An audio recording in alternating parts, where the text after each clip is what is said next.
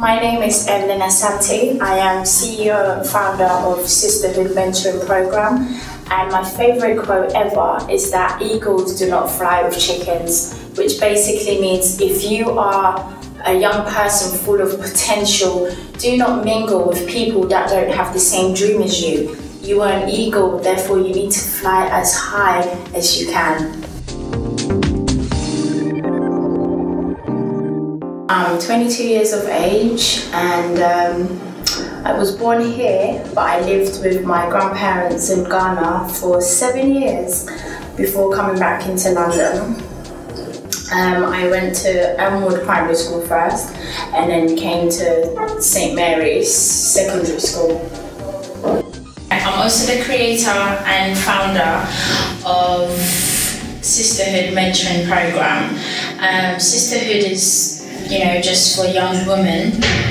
It's a group of young women coming together with my encouragement and my support to help them to take their place in society.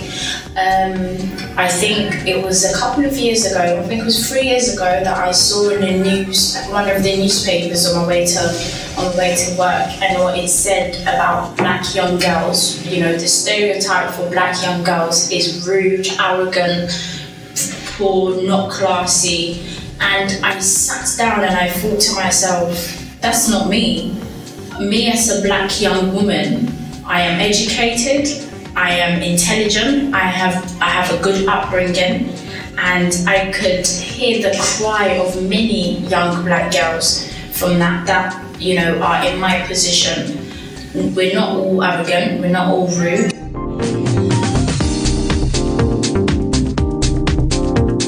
So I sat down and I thought to myself, what could I do to hear the cry of the other young black girls? And the first thing that came to mind was, in my first year of uni, we had a group of girls. We had ACS girls, that's the African and Caribbean Society already. And, in that society, again, the black girls had a stereotype, which is, they're sleeping around, they're drinking, they're partying. And again, I sat down and I thought, but that's not me. I'm focused on my work. My friends and I were focused on our work. We have work as well. We have jobs. We go to church. We're very, we're nothing as what the media are portraying us to be. So I one day came up with an idea that we have movie nights, we meet up as a group and talk about issues that are bothering us. And from that I formed Sisterhood. So the first Sisterhood I ever formed was once with my friends. So it was called the Adult Sisterhood. And then from that I started to think, because I was already counselling some of the girls in St Mary's. I was a student mentor when I was here. I thought I should maybe come up with Sisterhood, because I've noticed in the system, in the educational system, they only have programs for girls that are underachieving or girls that they believe to have, an attitude of rude girls. They don't have nothing for the girls that are actually achieving. They don't have nothing for the girls that are doing very well in education. They automatically think once you're doing well in education, you don't have any other problems, which is not the case. Because when I was a student in St Mary's, because I'm an ex-student of St Mary's, in my days, which is about 8 years ago, in my year when I was here, I remember we struggled with that. We struggled with someone not being here to listen to our other issues. Except from, a couple of teachers. I'll never forget this teacher, Mrs. Ryan Clark. She always had us in her classroom. We could talk to her about anything, and that's exactly what the kind of atmosphere that I wanted to create for these young girls. So I started Sisterhood. When I first started Sisterhood, I was very panicky because I know that some of the girls, are a bit rude, or some of the girls might not necessarily want to even talk to me about anything. So starting Sisterhood, I was really nervous, but with the first assembly that I ever had, I absolutely loved the feedback. The girls were eager, the girls were like, yes, this is what we've been waiting for. So with their positiveness and, you know, and my dream, we came together, and Sisterhood ever since then, I don't think there's ever been a week where we've gone down in number. If anything, every week we go up in number, and we've even had the boys knocking on our door saying, when are we going to have brotherhood? It's not fair. You know, we have the boys, even boys coming in to say we will do anything to be part of Sisterhood. If we have to achieve good grades, we'll achieve good grades.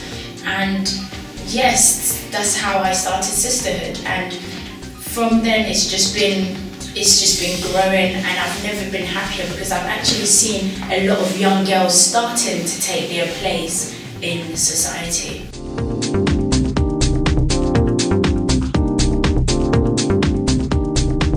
Before, I used to see Evelyn as Esther's sister, but now she's more than that. She's someone I can look up to and aspire to be one day. Very inspirational person. Like, she's a person that like she understands your situation because she's been through some stuff herself. So like she knows what you mean when you say it. Like stuff to do with like colleges and unis and like just helping people on a basis. Like she's very good at that because like you can tell her what you're going through and she'll understand. Like she won't just be quick to say what her judgment is. She'll actually take her time, listen to you, understand what you mean, and give you like positive feedback, like encouragement.